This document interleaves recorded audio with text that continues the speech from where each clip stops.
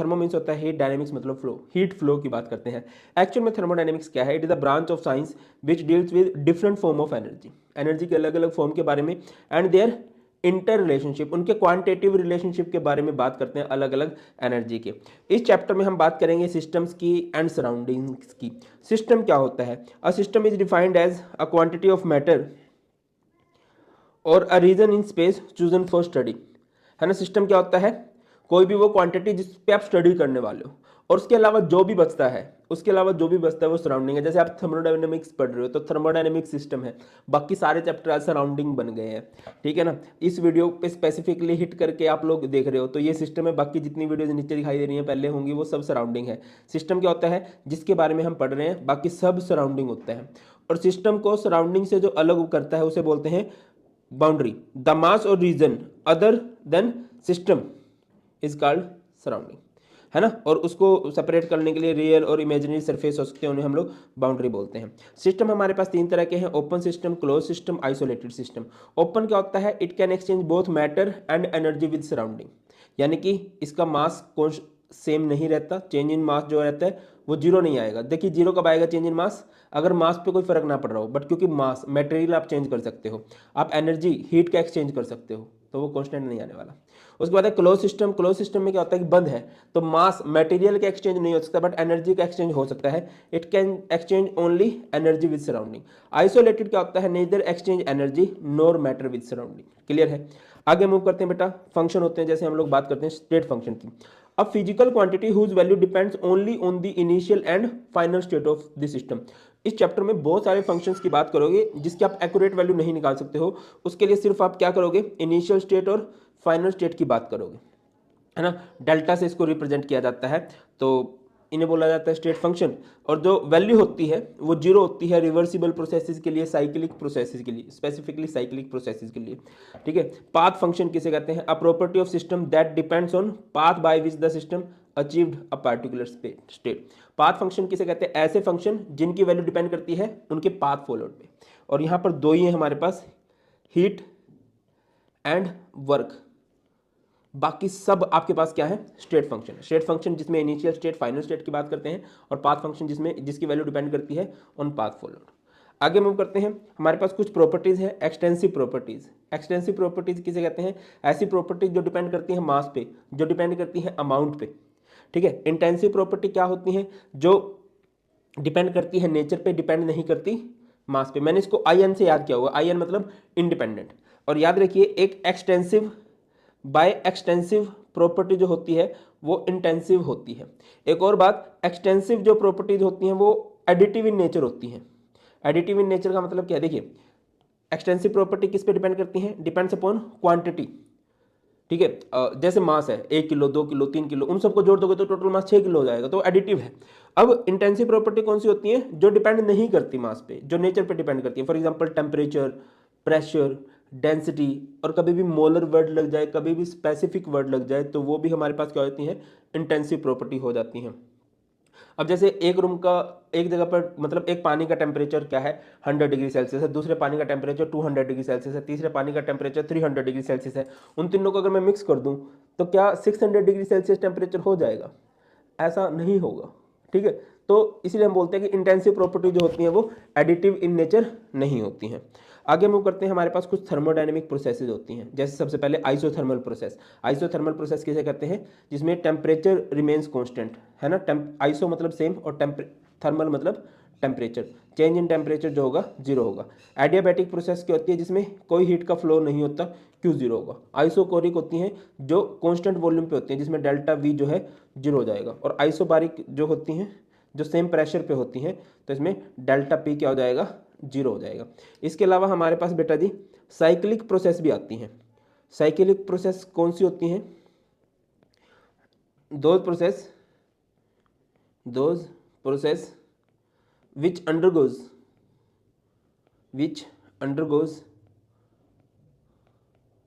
a number of steps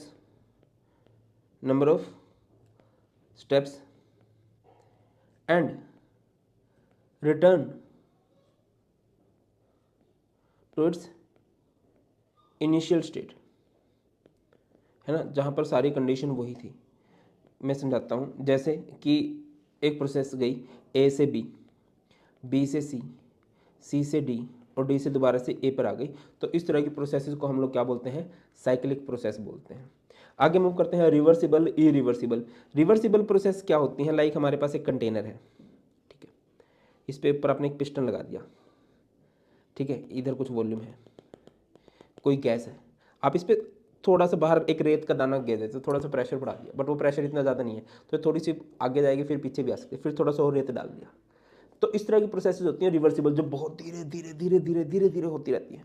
और अगर मैं इसकी बात करूं, जैसे कि यहाँ पर हमने क्या किया, यहाँ पर आइडियल गैस ली और एक मास का ब्लॉक रखा, तो एकदम से नीचे चला जाएगा।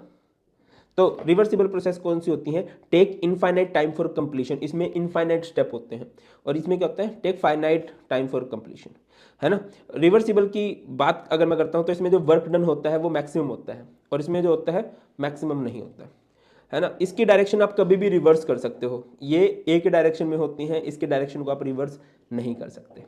आगे मूव करते हैं इंटरनल एनर्जी। इंटरनल एनर्जी मतलब अंदर की एनर्जी। एक सिस्टम के अंदर जितनी भी एनर्जीज हैं उन सब एनर्जीज का आप सम कर दो तो आप लोग क्या बोलोगे कि यार ये इंटरनल एनर्जी है। It is the sum of all the energy present within a system. Delta U, अच्छा इसकी एक्यूरेट वैल्यू नहीं निकाली जा सकती तो इसमें चेंज निकाला जाता है, delta U u2 minus u1 या फिर uf minus ui, delta U या फिर आप इसको डेल्टा ई भी बोल सकते हो। ये एक स्टेट फंक्शन है, तभी तो फाइनल माइनस इनिशियल कर रहे हो। It is an extensive property. Extensive property मतलब जो डिपेंड करती है अमाउंट पे।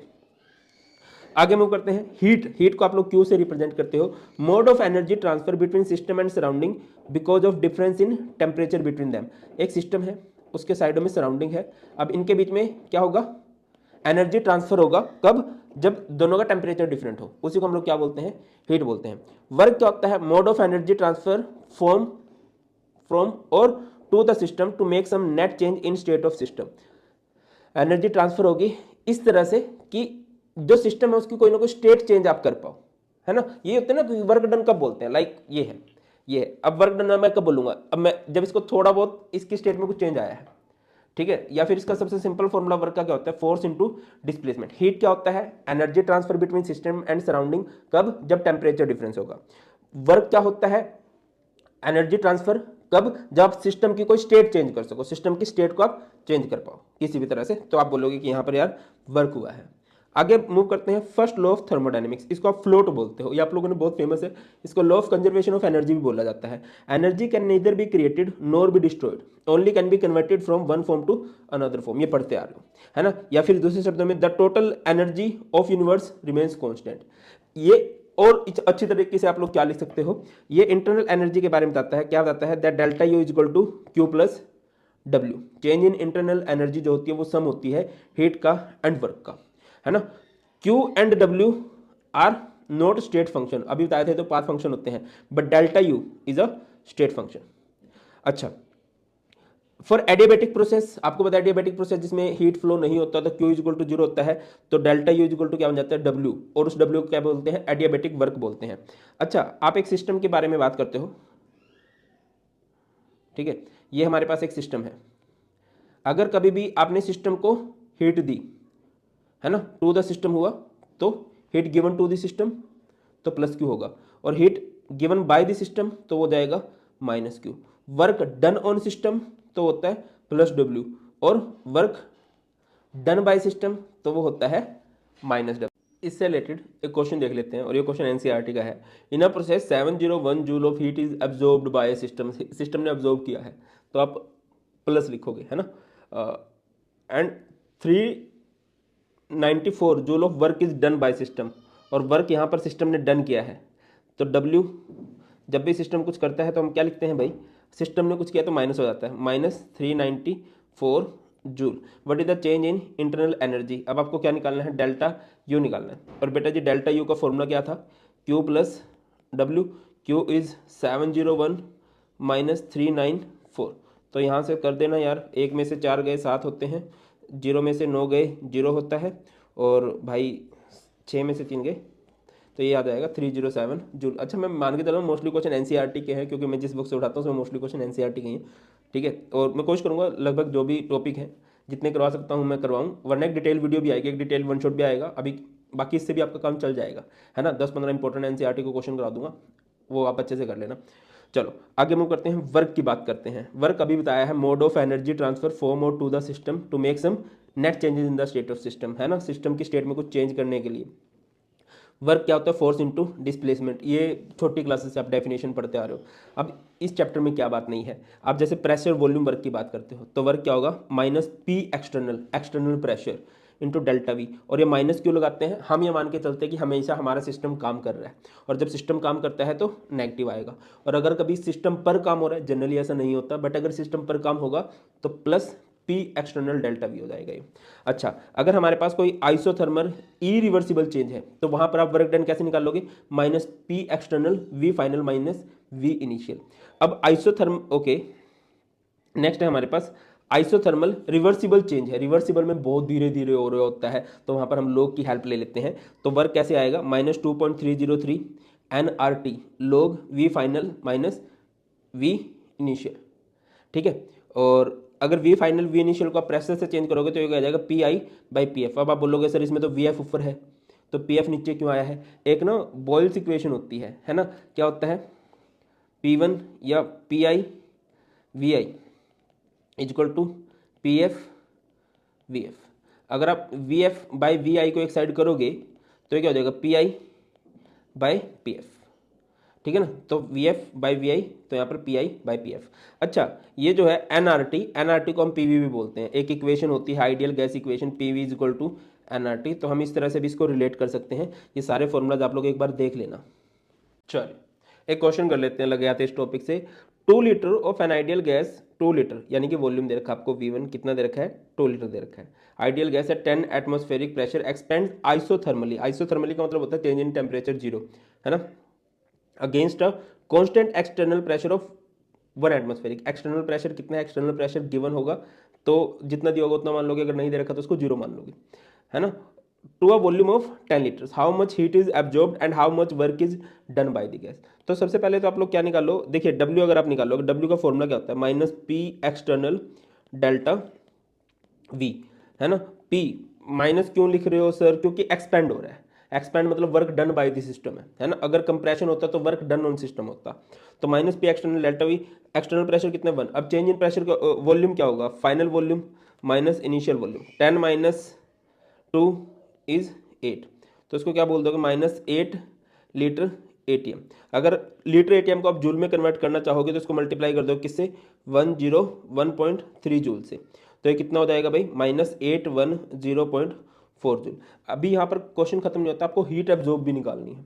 तो आप कैसे निकालोगे, हीट के लिए क्या फॉर्मूला बनता है, आपको याद होगा, डेल्टा यू इक्वल होता था Q प्लस W। अगर आइसोथर्मल प्रोसेस होती है ना, तो देखिए जो इंटरनल एनर्जी होती है वो टेम्परेचर डिपेंडेंट प्रॉपर्टी है। अगर टेम्परेचर 0 है, मतलब चेंज इन टेम्परेचर 0 है, तो ये भी 0 हो जाएगा।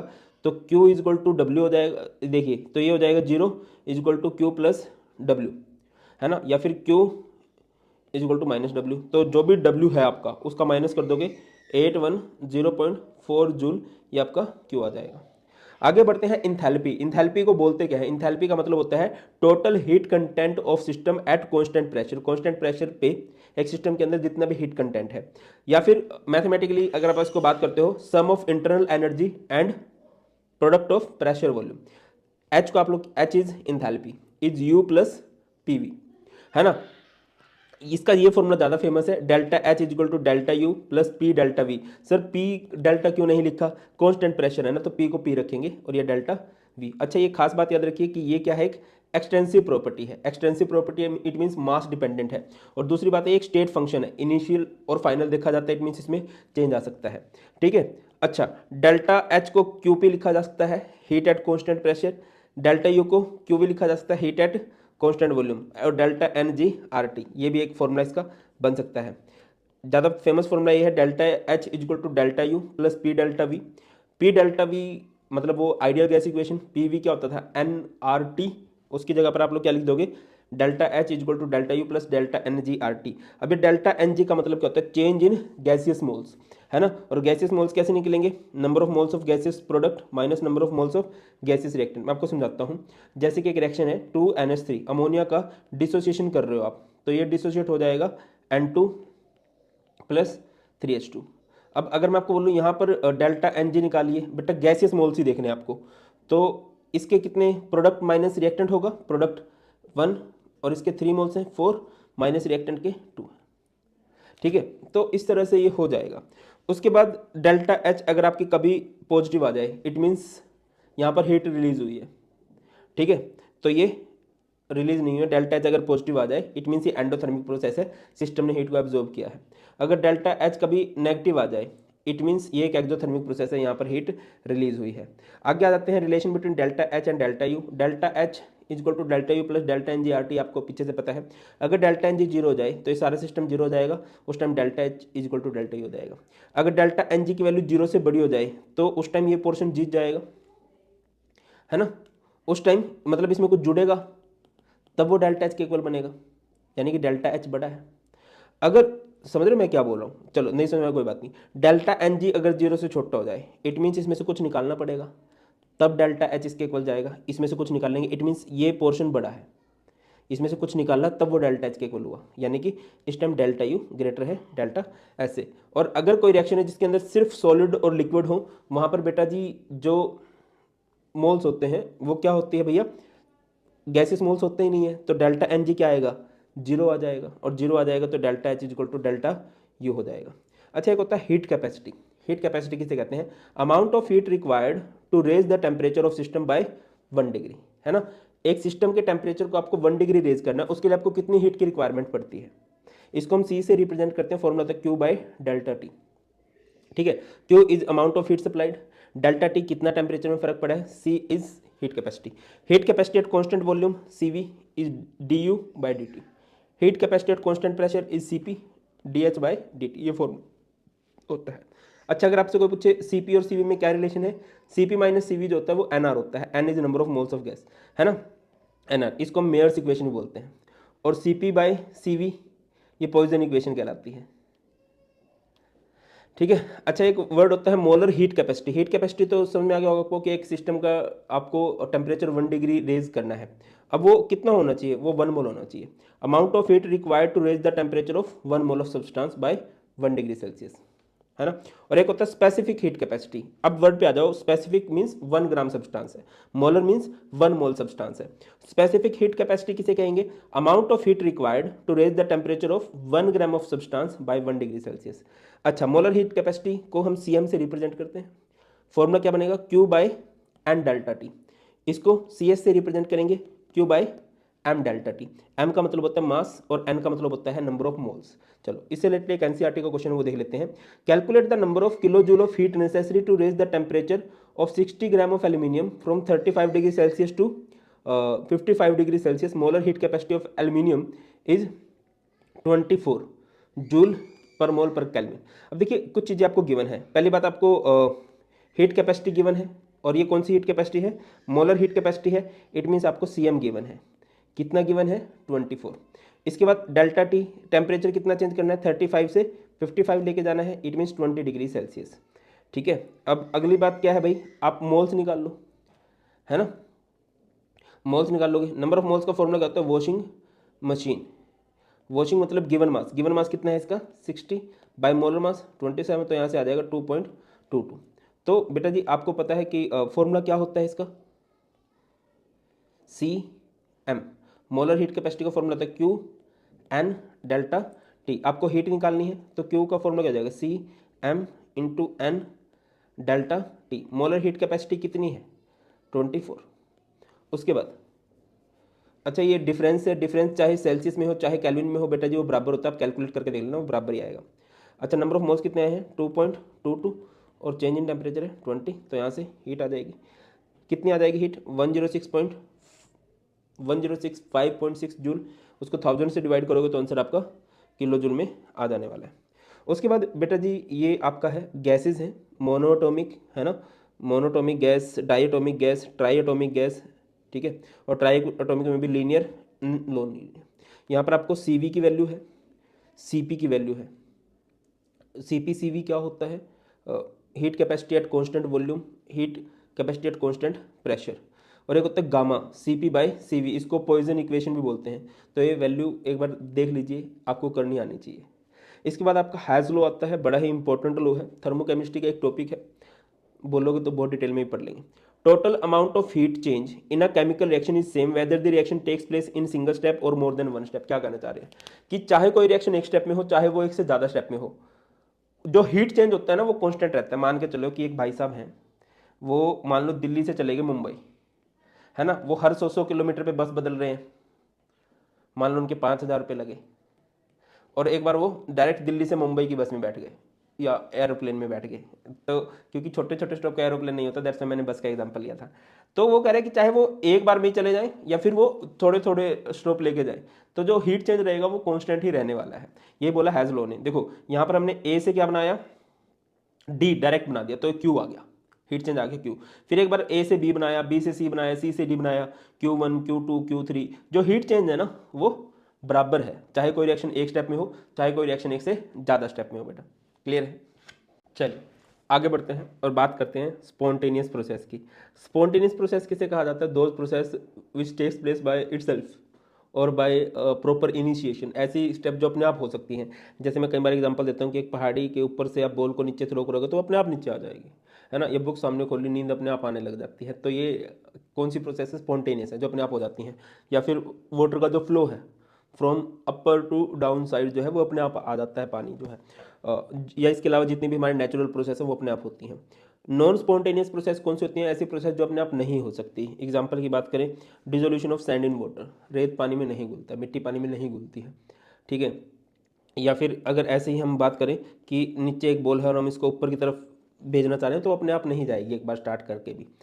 आगे मूव करते हैं। नेक्स्ट है एंट्रोपी। एंट्रोपी का सिंपल सा मतलब होता है रैंडमनेस, डिसऑर्डर, ठीक है। The property of a system which measure the degree of disorder और randomness in the system. Delta S का फॉर्मूला क्या होता है? Q heat of reversible process by T, ठीक है। अगर आपको टोटल एंट्रोपी निकालनी होती है तो entropy of system, entropy of surrounding. और एक बात बोलते हैं, इसको हम सेकंड लॉ ऑफ थर्मोडायनेमिक्स भी बोल सकते हैं, कि हमारे यूनिवर्स की जो एंट्रोपी है वो कॉन्टिन्यूसली इंक्रीज कर रही है और करनी भी चाहिए, ठीक है। अब मैं आपको एंट्रोपी का मतलब समझाता हूँ। डिसऑर्डर जहाँ पर भी, जैसे घर में कितने ज़्यादा चांस है कि सामान बिल्कुल सेट अपने आप हो जाए। देखिए बिखरना बहुत इजी है। जैसे मेरी बैकग्राउंड में तुम्हें बड़ी सारी फिर भी थोड़े से सिस्टम से बुक्स लगी मिलेंगी, बट वो तुम्हारी मैम करती हैं, मैं नहीं करता, मैं बुक को खिंडाता हूँ। तुम लोग भी घर में सही काम बहुत कम करते होंगे, उल्टे ज़्यादा करते होंगे, तो रैंडमनेस बढ़ती ही है, ठीक है। और डेल्टा एस जो होता है, अगर एंट्रोपी बढ़ रही है, बढ़नी चाहिए, तो वो एक स्पॉन्टेनियस प्रोसेस है।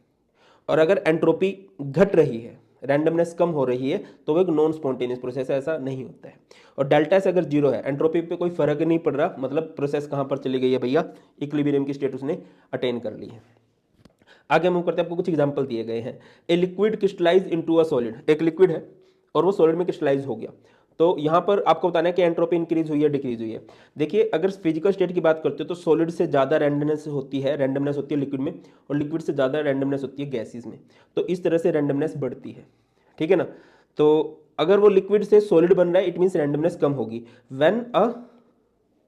When a liquid changes into solid, its entropy decreases because disorder in solid form of substance is less than in its liquid form. अगला क्वेश्चन पूछा गया है, temperature of crystalline solid is raised from 0 kelvin to 115 kelvin. एक solid है 0 kelvin पे, उसका temperature बढ़ा दिया गया, तो टेम्परेचर बढ़ाएंगे तो ऑब्वियसली वो अपनी स्टेट चेंज करेगा, सॉलिड से लिक्विड या गैसी स्टेट में जाएगा। तो आपको पता है कि लिक्विड या गैसी स्टेट में रैंडमनेस ज़्यादा होती है, डिसऑर्डर ज़्यादा होता है, एंट्रोपी ज़्यादा होती है। तो यही लिखा भी गया है, when a solid is heated from 0 Kelvin to 115 Kelvin, its entropy increases। Delta S क्या आएगा?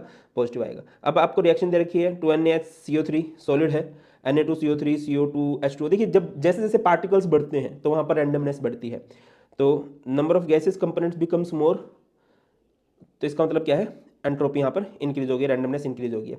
H2 एक पार्टिकल है, से 2 हाइड्रोजन के पार्टिकल बढ़ गए, इट मीन्स यहाँ पर भी एंट्रोपी क्या हो गई है भैया? इंक्रीज कर गई है। क्लियर है?